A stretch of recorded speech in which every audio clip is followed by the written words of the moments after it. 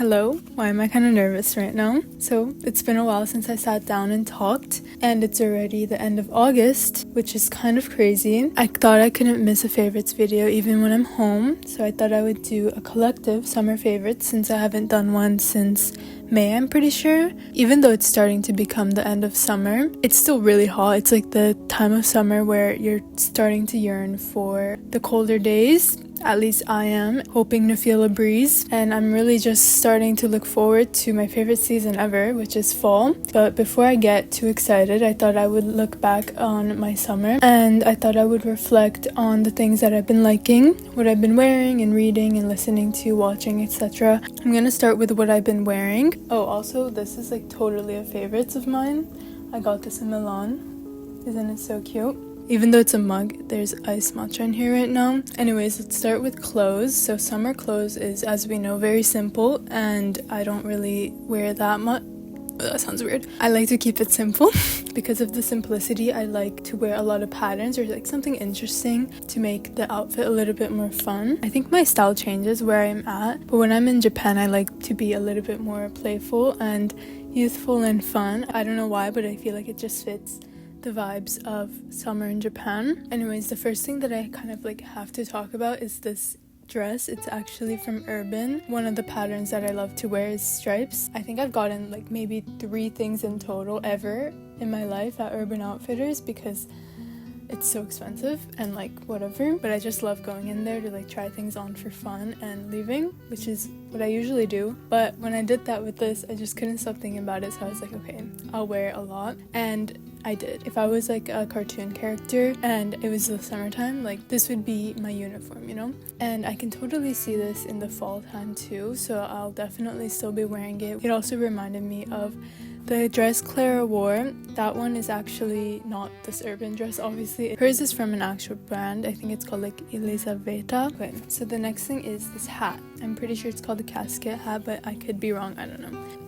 But this is actually my dad's. He told me he got it at like H&M or something like years ago. I also just love accessories on the head during the summer to kind of spice it up a bit, like a scarf, a hat, like a little crochet hat. I've also made one. I really like this one that I've been wearing ever since I've been back in Japan, and as you can see, there's pins on it, so I made badges. Like I feel like this summer I'm so grateful to have the time to like be able to like be creative and like do things that I've always wanted to. So those 2 things are like the physical things that I brought here to show you right now, but I was also thinking, what do I actually wear on a day-to-day basis, and something that I reach for. And I think especially in Japan, I reach for a knee-length skirt and a button-up shirt all the time, like a short button-up, like something like this for example, and it could be either really baggy or it could be feminine, and the skirt could be like pleated or like floral. I feel like this is my go-to combination of clothes when it comes to what I'm wearing. That's kind of it for fashion. Oh, I also got these glasses. These are like real prescription glasses because my eyesight is really bad, so I went to get new glasses, but they're really cute too, right? Anyways, I'm gonna move on to what I've been reading. The first thing I read this summer was Joan Didion's The Year of Magical Thinking. It says on the cover, grief turns out to be a place none of us know until we reach it. The first thing I'll say is that I fell in love with her writing, and she just writes super beautifully, and this is a memoir of her life and accounting the year after her husband passed away all of the sudden from cardiac arrest. And I feel like this book is kind of known to be like a classic book about grieving / mourning in a way. Well, I found it interesting how there is a difference between grieving and mourning. I'm really lucky enough to not have lost anyone in my life that close to me, like someone like her husband, and she ends up losing her daughter as well, which I am meaning to pick up Blue Nights as well. But anyways, that's the first thing that I read this summer that I enjoyed. And the second thing, I don't have a copy of it because it's my friend's copy, but I also picked it up as well after she read it, and it's called It Lasts Forever and Then It's Over by Anne DeMarkin. I don't know if I've talked about it when I was reading it, I don't think so, but I read it in one sitting, I think, on the beach, and I've never read anything like it before. It was poetic. It almost felt like I was just reading one really long poem, but the book itself is really short. It's like 100-something pages. It's also kind of touching on grief and memory, but like in a completely different way from like her Joan Didion's memoir. If I were to describe it in one way, it would be about this unnamed woman who is grappling with her life after death, but she's trying really hard to hold on to her memories that come in like flashes from the times when she was alive, and she's kind of like trying to hold on and grasp to the best of her ability what made her an individual and what made her human in a way. So it sounds really ambiguous because it is, and it's weird, but it was really intriguing. And if you like poetry and if you like kind of very poetic life and death reads, I would recommend it. Those are the 2 new books that I read this summer that I enjoyed. Yeah, and I've just been rereading things at home. Moving on, the next thing, it's not a book, but it's magazines and zines in general. And I've talked about how I love physical media. Since coming home, I did pick up a couple, which I thought I would show you. The first thing I picked up were 2 fruits magazines. One is from 2004 and one is from 2012, and there's a huge gap. And it's really interesting to see the fashion changes between these years. But this is basically a Japanese street photography magazine capturing the people in Harajuku, and it's so interesting because you can see a lot of different styles and subcultures in this. I also really like it because it shows where people bought things, so I get a lot of inspiration of brands of where these people shop as well. I got these secondhand, one of them just online and one of them I got in person at T-Saito. And then I also got this, which is a cute little zine, I would say, which is from the Blythe store, which I love. They're so cute. And it has like the profiles of the different Blythe dolls. Those are 2 examples of what I've been loving for magazines. And I would honestly love to make a zine or magazine one day. I think that would be so fun. If you're from Japan or if you come to Japan, I would recommend, if you're also interested in magazines and zines, I recommend 3 places. The first place is Jinbocho, which is just a street in Tokyo. This area is really cute because it has a lot of old books, and there's a lot of different types of books, but if you're interested in fashion or design or art, there's, different stores that curate for different things. The second place I recommend is T-Saito, and I got the fruits from there, and I went there recently. There's a couple. I like the one in Daikayama in Tokyo. There's obviously a lot of Japanese magazines, but also some from abroad. I would totally recommend. They also have like normal books as well, but they have a lot of things, so maybe something will pique your interest. Another place that I went to just recently is a place called Squat, and it's a little bit in the middle of nowhere in Tokyo, to be honest, but if you ever get the chance to, I would totally recommend because their curation was really nice, and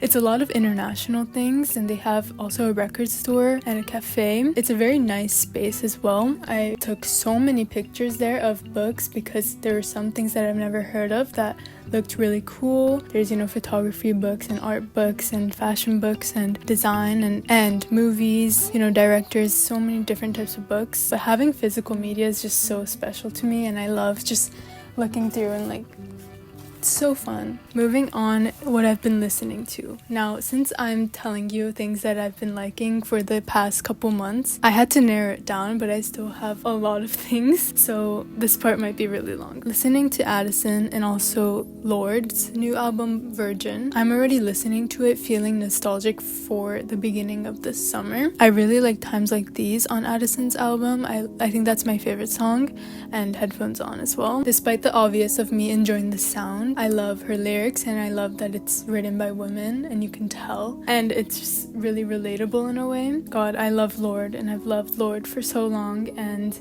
she's just so special and so talented, and I love this new era for her. I love the song Favorite Daughter. I love Man of the Year. I honestly love all of them. I've also been listening to a lot of her interviews. My favorite one she did was with Derek G. He makes a lot of content about music, and she was on the show, and she was just there vibing and listening to music. I enjoyed it a lot, and then I went down a rabbit hole of Derek G and discovered so much new music. I feel like I have to make an effort if I want to listen to new music, and this helped me a lot. And so yes, that's one thing I've been watching as well. Another song that I feel nostalgic for already while listening to it, and it reminds me of the beginning of my summer, Shelly's 2 new songs, which they've been gatekeeping for like 10 years or something. As someone who listened solely to indie music growing up and was seriously there since the beginning of Shelly and beginning of like Clairo and Claude and stuff, this made me so happy when they released it all of a sudden, and it really reminds me of 2018, and that felt so peak to me. Moving on, I have to talk about it. The Star chapter,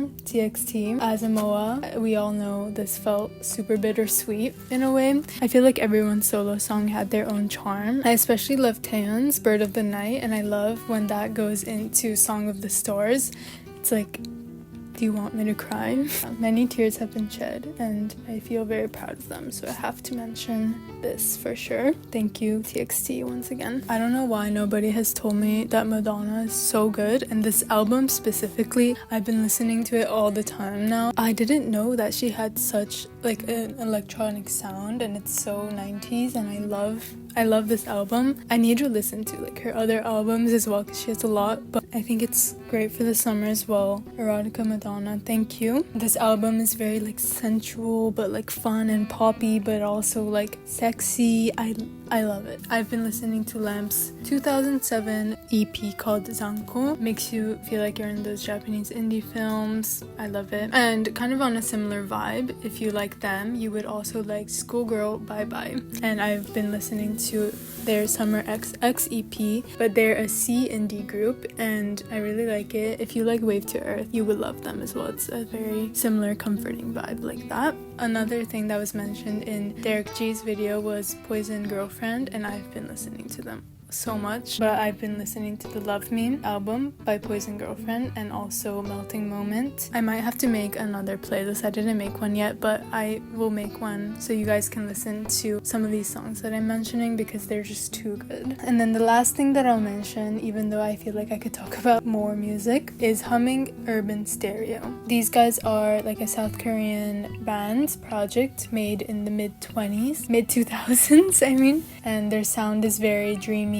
nostalgic, electronic house beat, pop, and then also with a very like soft, cute vocal. Moving on, I feel like I've been talking for 10 years, but what I've been watching. Things that are kind of happening right now that I've been watching are Hikaru ga Shinda Natsu, which I'm guessing it's called The Summer Hikaru Died.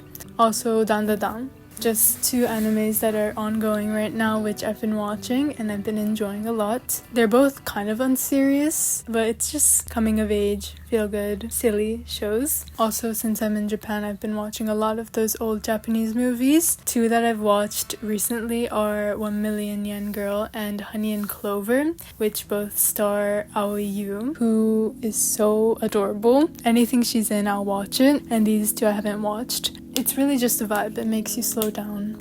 So yes, I wrote Slushy Noobs because I've been watching them a lot on YouTube and I've been catching up on a lot of their content because I haven't been watching them for that long, but they're also very silly. It gives me secondhand embarrassment sometimes, but at least I'm watching it through my screen. That's the truth about what I've been watching. Next thing, I have two makeup products, which is kind of surprising because I don't really buy that much makeup, but I've been using and loving both of these things. First thing is this e.l.f. lip oil. I was stealing my friends a lot, so I got my own, but I really like this color. It's on my lips right now. It's Hot as Fudge, that's the color, and I think it's a dupe for something, but I just don't know of what. I also got this recently, which is Zines Glow Bomb. I think that's what it's called. Mine is in Tender Room, I think, but if you like looking glowy, I recommend this so much. It makes you super glowy, but it's not too sticky. It kind of dries, but it kind of dries with like a sheen, but your hair doesn't stick, and I also like it on my lips as well. And then lastly, my food favorites. I've been craving udon, and I've been eating so much udon since I'm home. It's just so refreshing, especially like the salmon roll, mentaiko ones.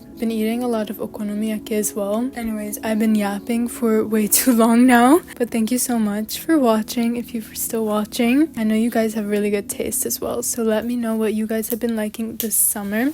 But yes, thank you for watching. I'll see you next time. Bye.